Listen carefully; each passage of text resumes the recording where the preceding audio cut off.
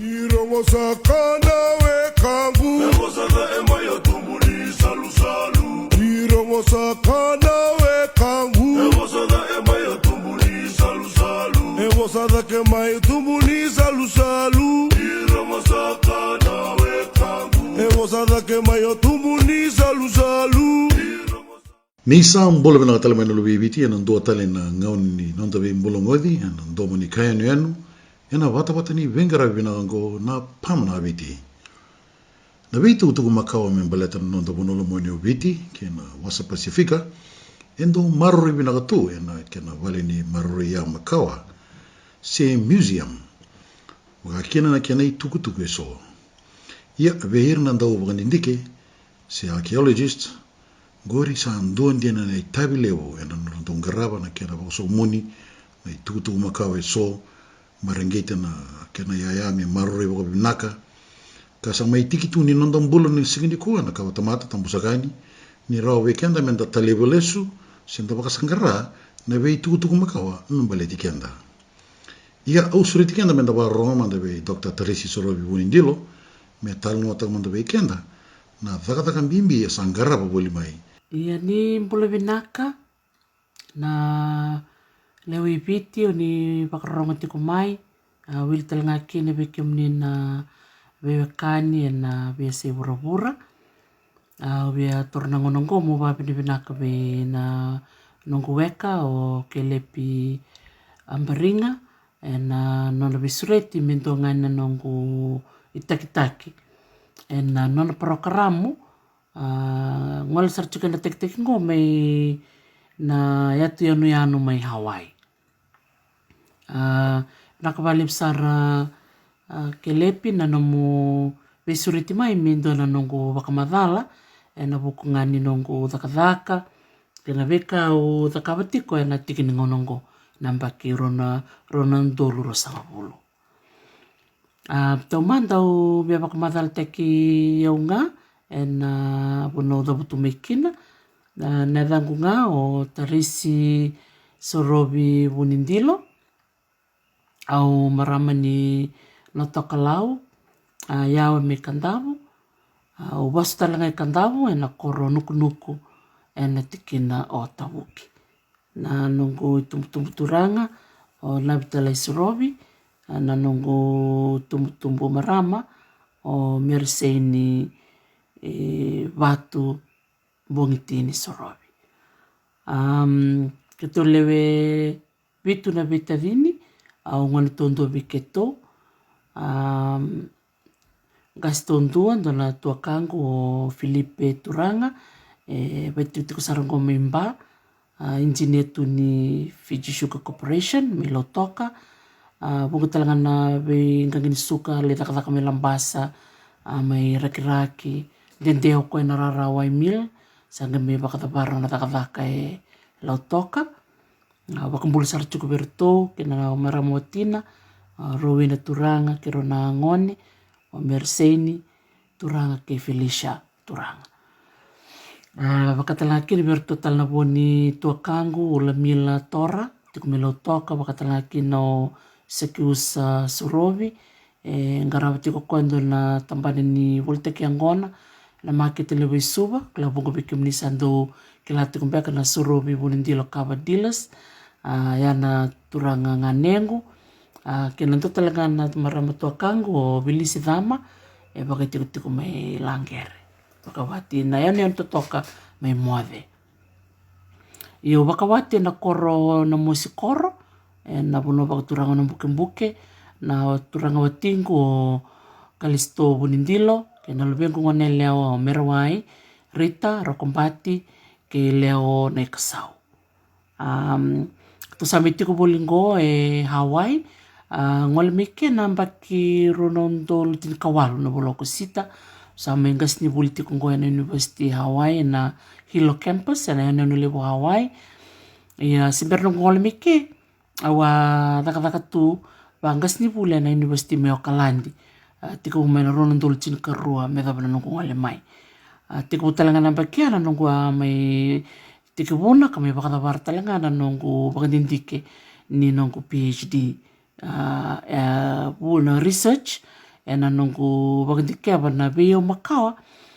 may viti ra sa tungo na be balni o makawa na be se vura na museum kira na babalang iyo wati ko buta kata kasara na bakitin ka dio sa lukaba may na Fiji Museum sa na balni o makawa ko tiko na Thurston Gardens klabu gabi kimni na sa ando ngolimbe ka kina na ngono ni se wulimbe ka kina na vi primary school sa na secondary school iyo ati ko buta kata kamikya tiko busar kami ng boto ni tutuera awa may takataka kaya din nung kumate ni tutu ni takataka na graduate trainee ni archaeology ayan natin ka dito sa lukaba si Bernong kumitor na takataka awa buli nga may nambuwa primary school, secondary school manlibata bare ron ang bakyan dita kumbaw o sa galikibulian na University ni Vepa ni Pacific Kalothala anong ko libuliaw tor na lesson ni geography nung ko major sangay rotal na lesson ni umay na kina na sociology bat kina history dumong gasar na tumbo-tumbo ardo bitar-tar may rebekila si lesson ni Vepa mantuturay na nung ko wuli iyo na lesson ni watura na geography history bat kina sociology naman na bakitin ka dito sa lukatolo ang digitaki may na University ni Vepa mongol may vaka exchange student i University of Hawaii o may bula 5 na University o may sa mingas ni bulchikin ko o litol na bulay Honolulu na University of Hawaii Manoa nanong kutaka nung kumibulia baka urede ni bukia nanong kulista libiti mula kibako tinong kubuli toribol karaw sarkin nanong kulay duro na daka na Fiji Museum un total takabalevo na beka makawa total takabalevo na rongi Talanoa makawa kabukeukin na nung kumita katakachukin ng na Department of Anthropology iyo na beka bakabuli o rawataya na tinkariyo sa lukabana nung kulita kavaka ulita kataka kinaruan ang baki Diyos nga bulkaon no so kinabiyon doon na skola sibi ni matinto biti may ulakibuli na Australian National University Canberra manli bata barkina na nung gubuli ni postgraduate diploma ni archaeology ko buke wala kina na nung kula ko abo kina bisibiti na buku ni tambanang ko ni bakikeli na nung gulis sumibiti au sa mi lutak sarangar tambanan ni archaeology ko babi ni nakakini biro na ndona maramang go Christine Burke maramang ni Australia ang wala may biti na volunteer ni matinto Australia may luta ka na tambanaya meron inding tek kentua ito okay men luta ka na tambanaya usama inding tek ngon kinoyaw mio ngon ni vite ngon ito okay wabi ni binakatalanga bendo na turangan ni Japan o Hiroshi Kiguchi sa chuk sarong komichi alis tali Japan minayan yo no Okinawa o kaya nungu mbosa talanga turangan ni Japan no bokalunga ni ruwa na turang maramong goro buke usar nga bali balakan na wakaidur na takatakan di bakikeli may biti siya talangan ni ngula tabi nung babi ni binakabe sepeti matararamba turangan ni matuku teka buta kataka ko na Fiji Museum na tinkadi walo sa ngabul ayaw sa kalasi ruwa kina sa teka buta kataka turangan ni matuku ngo turangan ni Lomachi na Fiji Museum ka waitab sar nga ko na nung wakatabulidi na daka ni baka sa kumuni tukutuku makao kena to daka na bakikeli na biasa ibit ko ngani kino betor na ngonong ko mubabi ni binaka na turangan ko nirto na letol sar nga na turanga maramo sa tabutir tongo erto bukeu sar nga na nongko daka mento daka baka mangwasa na nongko to lako wabo ke biti na nongko daka ni bakikeli tikutalkan turangan ni nauluwai o ratu chone na udombalabu kakitumita daka bata na nungu tiko boli may biti kau tali taka bakalip na taka bango na buku ni nonta suletal na nonta ngauna kina nonta kila na buku ibiti untuk tali taka bakalip na siko wabo kina bi korokoro kau santo dabuta chukani kina nungu taka buli na bibon no sala ko ang wale na yasawa letu ya lombi ang wale talangan ni singa toka sendun sa na rona banua wala laki taka kina matay sarangan yang baki o takatakin na Fiji Museum na tinikadio dia sa ngabul kaba na singa to kasi dunes kay na yan rere te toko waia. Waia levu na koro oia lombi. Iyo. Ena nungu bautia me nungu bulia me Australia, o me dhaka viti, tolu toko nungu dhaka ia me na diusanga vulka ono, me dhawasaranga na rono dulkan dua.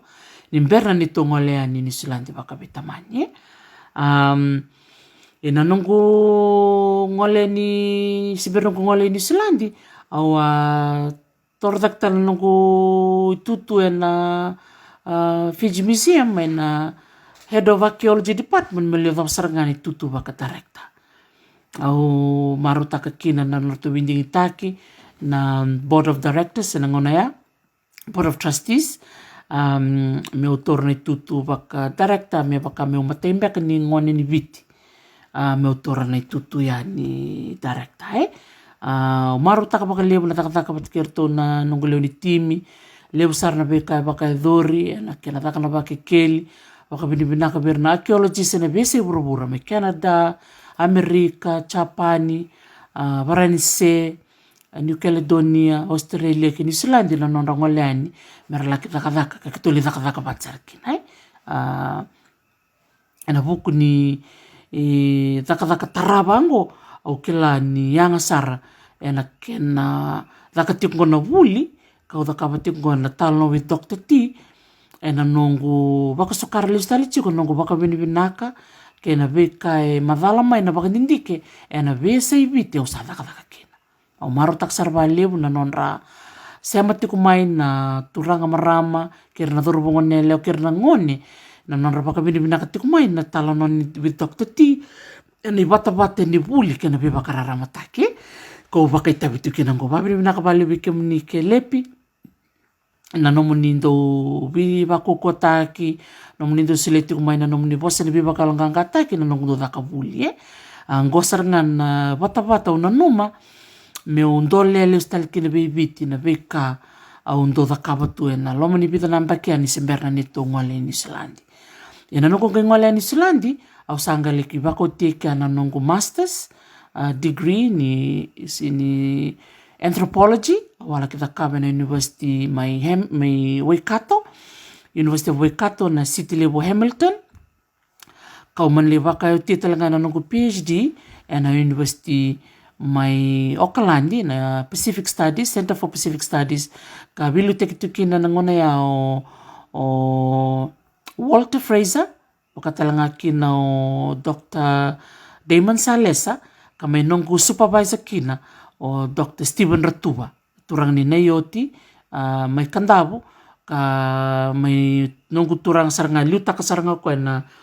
kena baka utibi na kana nunggu taka ini puli kena baka ndindike. Ko ngone kina ubi babini binaka bena turangango Stephen Ratuba, sa liuta ka sarchungango ko na tambani anthropology may na Department of may na University of Canterbury, may Christchurch, may New Zealand. Iyo, na nungu dhaka wapo ki o reidha kina nungu vuli o kila na bimbi ni beka baka vuli ngomo biba kukota kitale bera na ngone ki bera na tumbu ena bimbi ni kena baka tabuli titunga na nonde tukutuku makao. Roni wili talanga kina na nonda bosa. Na ndo na ulu taka ngona bosa baka biti untuk tali taka baka liu. Na kena bulidi, kena baka tabulidi bera na ngone wa tika bo baka tabulidi na bosa babiti New Zealand ena bibo no kede kitongole kina ndona kana kutalita kana baka tabulidi na ngone kira talanga nangasi na nungu mi biba tabulidi New Zealand Auckland ndoni ndona turanga samba ke ona sanga bulu kava bina katoko me bulidi tali na bosa baka biti turanga ni sausap uridi ngone kini kana na nonda buli ni buli tordake se buli ngani bosa baka biti se buli da banganda bina katementa takava se ni baka yala non tamba kinimbula yando na biba ungete na numa meu wa sebe kende ni kuwa memba leta tiko na ulutanga ni buli sono ngona enda na lele mbeka sono ngona enda na rongo bosa mbeka bir sarangana we kanda ena loma sarangani bubali Ko ngana kina o be babidi binaka na berto nongo leo ni bubale e na nongo to vito ko ni biau me ro ni vaka uti kina na nongo buli ro nongo itumbu vaka talanga kina nongo sami vaka wati rau saranga lubengu kena turanga nito turanga uli ni vale e na nongo vi tokoni biau mo vaka uti na nongo buli me thap mai na tiki na nongo e na nongo dhaka u nanuma ni kambimbi mo bibaungit kini be kenda na kawa ito ke wakatalanga kini be ira na kawa waka Pasifika en na bimbi ni nonda mararo en beka en da keleten kina doya na nonda bosa na nonda sulu na kenda kakana na nonda tali kena nonda sibi na beka vaya dona kango ndo tali takabagalio o ndo tali ndo bibaungeti beira o kema misota bata e na nongo dhaka buli tu Minisilandi o sasureti mo laki bibata buli talanga ni University ni Devani Pasifika na baksa oti o babini binaka be Dr.Tarisi Francis Koya e na nona bisureti mo laki dhaka buli berto nango vida na ngani buli arto dhaka batiko na certificate ni Pacific Cultural Heritage Management o tali takabakalevu ni arto le 5 na ngani biti arto buli tiko na ngonea kau kila ni ngondo na ngoni sala me o wakasukali stale na bei susu ke viti e na nongo biba ungeti beira na ngone bei biau ni rauni kila ni wirango na bisu somitaki ngondo na biba ka ungeti o bina kata me o sea beira keda na bitambani dhaka satu kinongo na tambani ni mbula ser tambani lawa maybe kitongo na tambani ni heritage management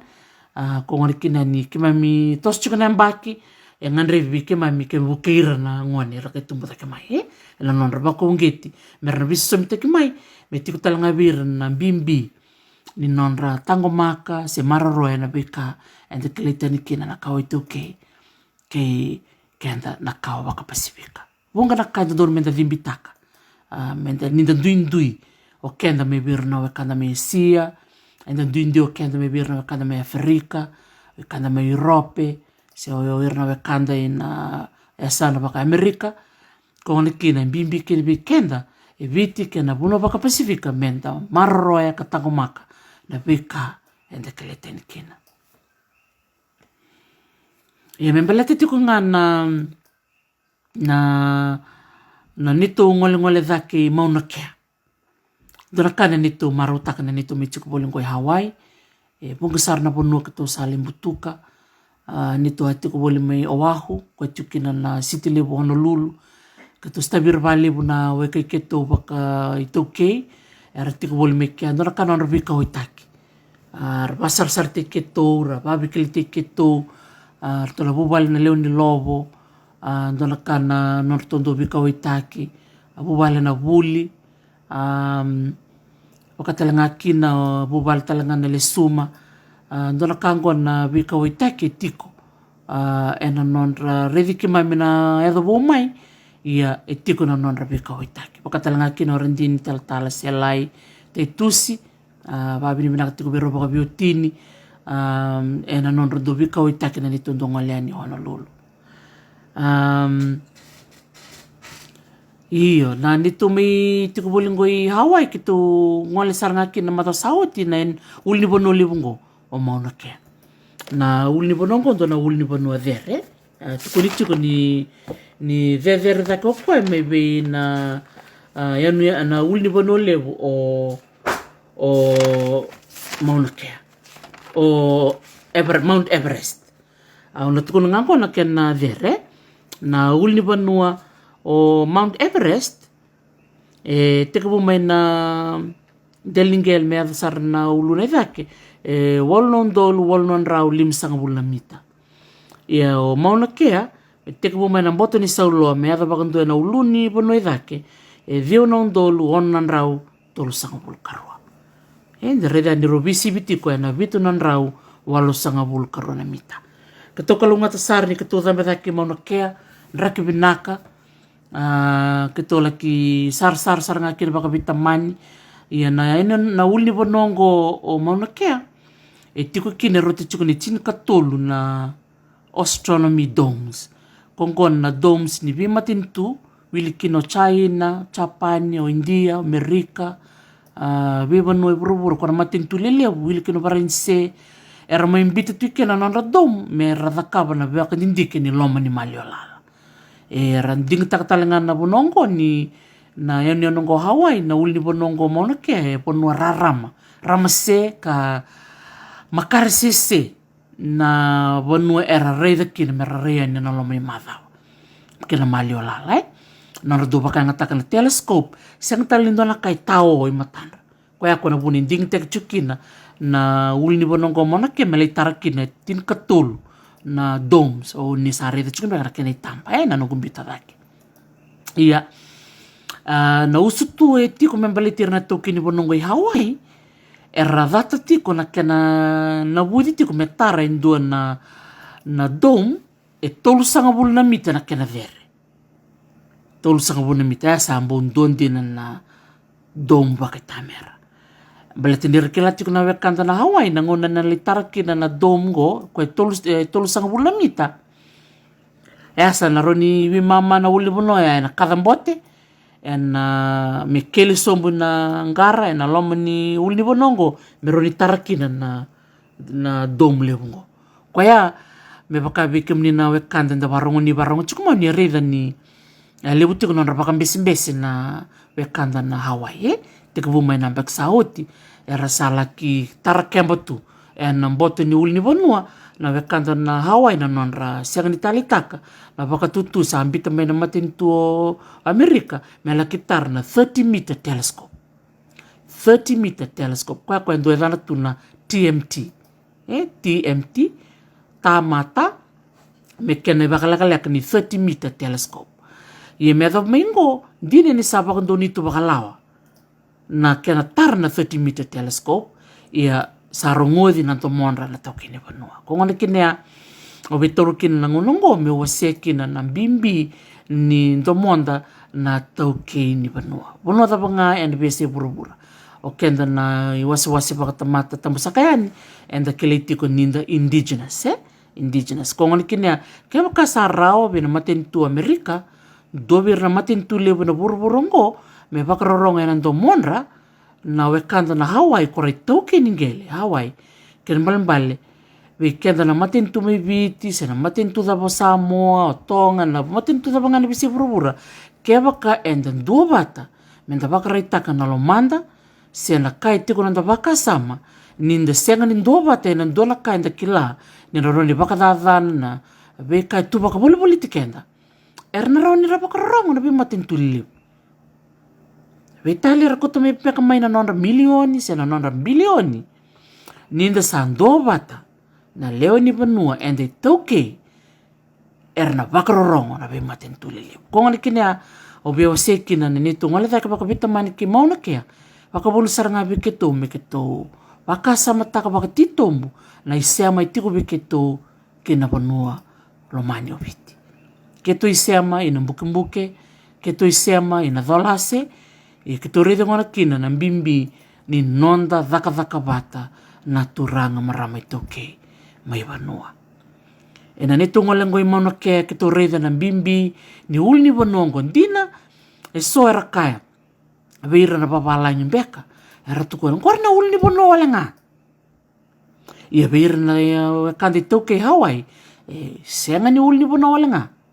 Veira era wili kasaranga me baka mendua na nonra i tumbu. Era wili kasaranga me baka endo beira na nonra ngasi.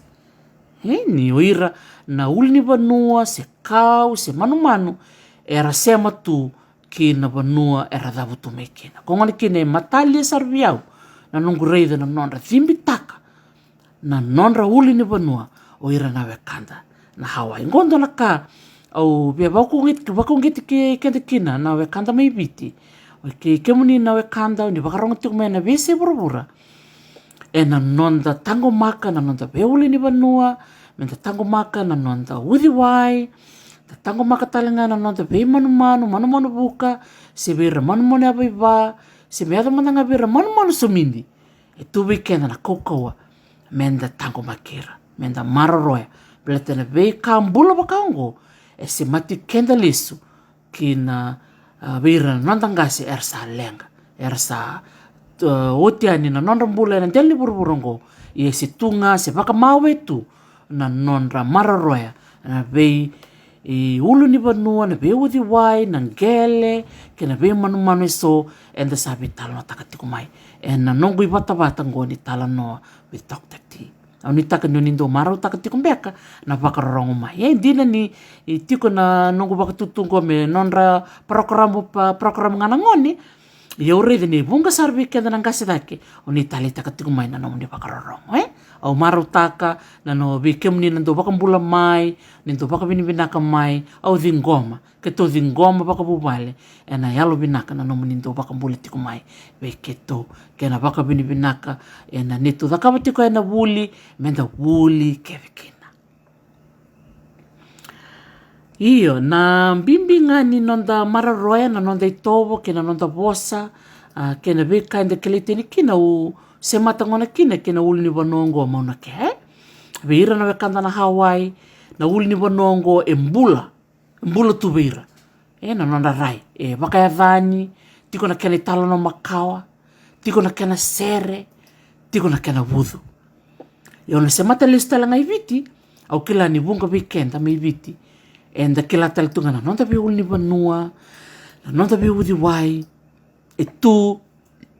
na kena Talanoa makawa. Tu na kena sere, tu na kena vudu. Kongona kina, au toru chikina ngonongo mo mbole kina veira na itambangoni. Kora vakarongo tuku mai na singa ni kua, mera taure na ngonongo ni resetu na ngona ni COVID-19 kariwa, kerau ni rabe Talanoa kina keirna nondra I tumbu turanga, tumbu marama, ke vaka soba ira se mbula tiko mbeka na tukandra, ke na mbundra, soli saranga na ngonongo me rabe Talanoa kina. Sianga ni kena balambale mo laki vuli sarana university, mo ngai dhakaba na nomu vakadindike se na nomu katakatoni. Ngo saranga na kena ngona. Tiko e vale, vunga vikem ni rangone, vikem ni na dhorobona ngone leo, ni saba ka teleboni tu. Nomu ni teleboni ngo saroni katona na Talanoa. Roni sona ngona, dhakatiko mbeka na nguni angona mbeka baka bubale, se na ngunu ti baka bubale, se na maso baka bubale. Roni o torno baka sarimbe ni nomu teleboni, mo katona na Talanoa. Katona na Talanoa baya. Vir Talanoa teki mbeka na ya vusa, nonda matangali, se na nonda toka. Na Talanoa teki mbeka na kende dhabuti, na nonda kau, na nonda manu, na nonda ika, na nonda ubi se na kenda ndalo. Ke baka dhakatiko bana Talanoa baya, o sa vakongit ke misaranga na dhorobona ngone leo. O ni vakarongo tiko menikua, me katoni, na tuku bango. Bata nangona nangayado kina nangona mo ninili baka bata bubal. Satu na I baka dinandina, satu na katoni, merau ni wasea, beira na lube muni. Andola kana nito Talanoa takatiko baka bubale Hawaii, na lebu ni bola kere. Ngole tiko mai vanua, mai viti, ngole talachunga merebe se burubura. Ngole mai Amerika, mai Ngilandi, mai Europe, Australia, New Zealand, Asia. Na bola kere ni uira na baka tataro chuko mai. Baka tarongo mai na vitu kutuka some baleta na nondra manu, na nondra ika. Na vitu vutaki, na vitambani. Nona kana ni tu talitaka. Ndina ni lebu. Sombeka sarana baka dhawada kini. Keto sianga ni baka dhawada. Keto kerabi buso chunga ni mberti ko na kena somi. Na bola kere se na nondra baka tataro. E na nondra vinakata merakila. Na ngoni sala dhaba keto bio kani kini kerto mai rewa. Na ngoni sala dhaba keto bio kani kini kerto mai na muka. Ngoni sala dhaba keto bio kani kini kerto na wekangu mai mbau. Na baka tataro baya. Keto marau taka. Ngoi wakini mbale-mbalengo. Ni sa vingomi. Na dhakavuli dhakatiko e na ibata ni Talanoa with Dr. T. Kau ngana kina ube taura na tiki na ngonongo. Me ubaka binibinaka e na vukundra to na nungu mata bubale. O tamai rokombati batike leo. E na solitu ni ngauna. Viketo na vimadhawa. Tolu na kalasia na vimadhawa. Ngo sakadhio ni madhawa ngo. Na madhawa katumai sakatini ni madhawa. Awai ala taka ver na ngone. Ni na tini ngana madhawa ni nungu dhakavuli. Ia ngo. Sangole tiko mai na kere meto mani tiko ngana bulia. Keto na reda mande me oti manda na tini na madhawa. Sangai dhakatale ndone tos vou. E na vuku tiko nga ni nonda bewa sei kena bewa karara mataki. Kawal sarngaya bikem ni naturangan na maramu ni bakarongo tiko mai au bina katakina mo kerbi bosotia ni bikem ni en nongo me bangalu ikem ni tiko en nongo me bewa sei tiko yani bikem ni na ulu tanga tiko ngani buli na ulu tanga ni matabubale na ulu tanga ni bono dabutu me kina me biti bakatalanga kina nongo biba ka ungeti tiko yani bikem ni na takaba tiko na nomu ni buli na ngonongo ni kaku ni alilai ni sasanga taka me hoti na nomu ni buli ni bakatavara baleta na buli endo lava e bungra be katumba so e tue matanda ni da bakoti na nonda buli e bakarara mataka na nonda rai bakarambele utaka na nonda rai endo lava talanga na be matini katumba tu e seta songo tu na ngonongo kongani kina o betor na ngonongo mo baka bini binaka yani be kimni kete sara na nomu ni soleti kuma na nomu ni ngauna menda betal no kina en singa lebu ni kua en vuku tingani nonda viva kaya longa ngati kitiko en ulu tanga au sata vute tiko ya noya ni berenga ni meidava na nonda betal no ni kua bea viva ka ungeti nga be kemni na sando mureti kuna nongo vata ni Talanoa with Dr. T au ni taka ni marotaka na vaka to waseti ko yani na ulu tanga le lebu lalai and the veo situ ki na be madao to thoko and oti na tini na madao ngosa na gaidaka na nonda rele subi and rele subi tiko ni veo ulu tanga kena sanda buli da mai na mateni madao me adoba na ikatini ni madao au sana toro na tiki ni ngonongo me usana vaka mwade yani vaka binibinak sara yani na ndelana nukunuku me na United Arab Emirates me na vei toka itua ke na vei nuku bula me Hawaii au sa vaka mwade tuko yani vaka binibinaka ni solubia o tiki ni ngonongo me ndona nongo itakitaki en na parakaramo binaka ongo au sa vaka mwade tuko yani ke na vei ndali ni abu tambu me viti ke kemni ke na vei matabubale na vei se burubura binaka vaka lebu ningai kalongata tiko. Totoko bagauti na viambulongodi mai bei Dr.Tarisi Sorovi Vunidilo na ngone binango kasa kota na wanu ni na mai viambulongodi teltiu na ndonongo na mai muri na vata ni vengaravi na pamana viti. Saiko sagaya na ndomani kainu na kabini singa baromo ni kua na kateni kedio ni singa ni bolo chune yambaki rono ndolu rosanga bolu me adabana ndongano katarava ni sa te modi tokomanda.